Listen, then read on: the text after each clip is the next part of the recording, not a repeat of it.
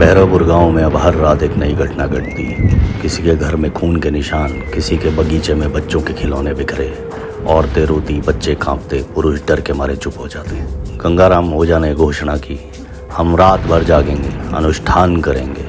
अगर हमने समय रहते कुछ नहीं किया तो सभी बच्चे लमाश्तू की भूख में समा जाएंगे।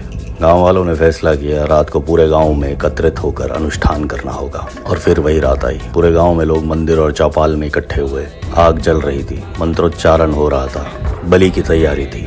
लेकिन कोई नहीं जानता था क्या ये प्रयास काम करेगा या लमाश्तू अब और अधिक भूखी होकर लौटेगी। रात गहराई, चांद बादलों के पीछे छुप गया। तभी अचानक हवा में एक अजीब ठंडक महसूस हुई। कुत्ते भौंकने लगे, पेड़ों की शाखाएं आपस में टकराने लगी। ओझा ने मंत्रोच्चारण शुरू किया। धीरे धीरे गांव के लोग उसके साथ जुड़ गए। सभी ने कहा, हम अपने बच्चों को बचाएंगे। लेकिन उस अंधेरे में एक परछाई चली आ रही थी, लमाश्तू की परछाई, धीमी मगर डरावनी, और उसके कदमों की आवाज़ जैसे पूरे गांव में गूंज रही हो। तभी सामने का दृश्य अद्भुत और भयानक था। एक विशाल आकृति उभरती है, शेर का चेहरा, गिद्ध के पंख फैलाए, हाथ नुकीले पंजों जैसे। लमाश्तू ने गांव के लोगों को घेर लिया। लोग चिल्लाने लगे। ओझा ने कहा, चुप रहो, मंत्र दोहराओ। लमाश्तू की आंखें लाल हो गईं। उसके मुंह से खून टपक रहा था और उसकी आवाज़ लोरी जैसी मीठी लेकिन मृत्यु की गंध लिए गूंज रही थी। ओझा ने कहा, बलि दो, केवल तभी से रोक सकते हैं। गांव वालों ने देखा, एक बकरी और कुछ अन्य जानवर मंदिर में रख दिए गए। ओझा ने मंत्र पढ़े, लमाश्तू लौट जाओ उस अंधकार में जहां से आई थी। लमाश्तू चीखी, हवा तेज हो गई, धरती कांपी, लेकिन अभी भी उसकी शक्ति बरकरार थी।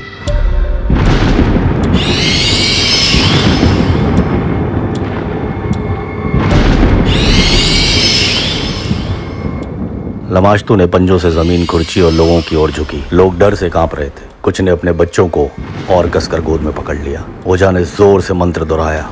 अचानक लमाश्तू ने हिलना शुरू किया। उसके हाथों से लाल रोशनी फैली। लोगों ने महसूस किया कि उसके पंजे हवा में धूल और खून उड़ा रहे थे। ओझा ने डंडा उठाकर उसकी ओर फेंका। मंत्र जोर से पढ़े। एक भयानक लड़ाई शुरू हुई।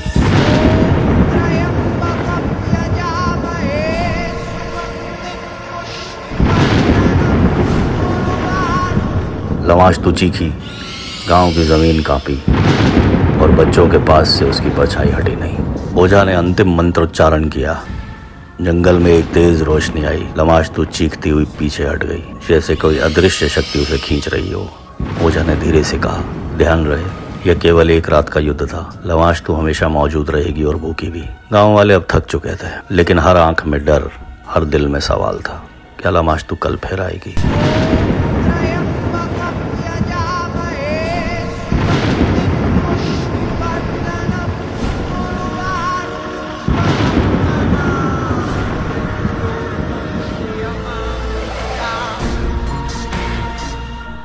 ओझा ने सभी को समझाया, यह संघर्ष कभी समाप्त नहीं होगा। इसका सामना करने के लिए हमेशा सतर्क रहना होगा। और इसी अंधेरे में गांव की रात समाप्त हुई, लेकिन डर हमेशा के लिए वहीं रहा।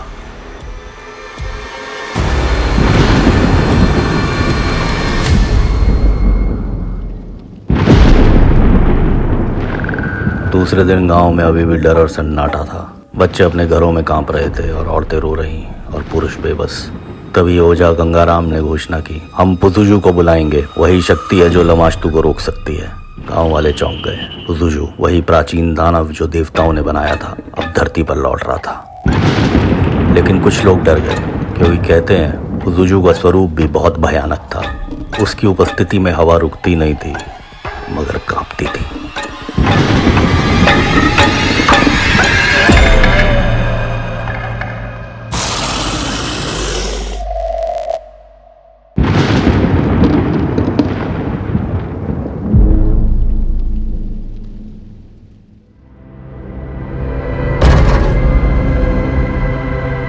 जैसे ही पुतुजू आया, गांव में तेज रोशनी फैल गई।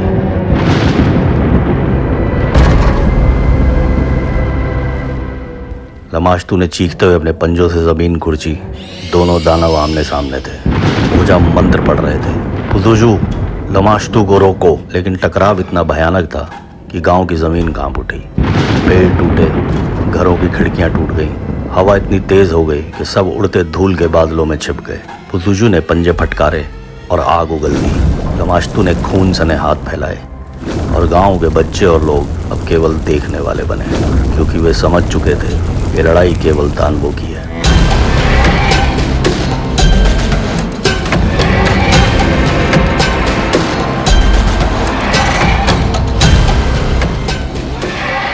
ओझा ने कहा, हमें सावधान रहना होगा। पुदुजू भले ही लमाश्तू को रोक दे, लेकिन उसकी ताकत भी विनाशकारी है। उसके गुस्से में कोई भी घायल हो सकता है। गांव के लोग कांप उठे। कई लोग बच्चों को गोद में कसकर पकड़ने लगे, लेकिन डर की लहर अब पूरे गांव में फैल चुकी थी। किसी को नींद नहीं, किसी को चैन नहीं। पुदुजू और लमाश्तू दोनों दानव अब उनके सपनों और हकीकत में छाए थे। दोनों दानव एक दूसरे के सामने खड़े।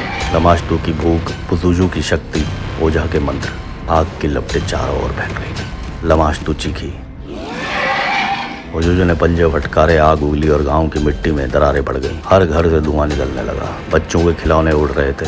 यह दृश्य केवल भय और आतंक का था। ओझा ने जोर से कहा, सभी घरों से ताबीज बाहर रखो, पुदुजू को मार्ग दिखाओ, लमाश्तू को पीछे हटाओ। लेकिन जैसे ही पुदुजू सक्रिय हुआ, गांव वालों को एहसास हुआ यह दानव अब स्वयं डर का कारण बन गया है। उसकी आग, उसकी शक्ति, उसकी गति, सब कुछ इतना भयानक कि लोग खुद डर के भागना चाहते थे। ओझा ने कहा, याद रखो, केवल संयम और मंत्र से ही इसे नियंत्रित किया जा सकता है। अगर आप डर में बह गए तो पुदुजू और भी विनाशकारी बन जाएगा। गांव वाले कांपते रहे। उनकी रातें अब केवल भय, लोरी, आग और दानवों की टकराहट के बीच बीत रही थी और पुदुजू और लमाश्तू के बीच लड़ाई जारी थी।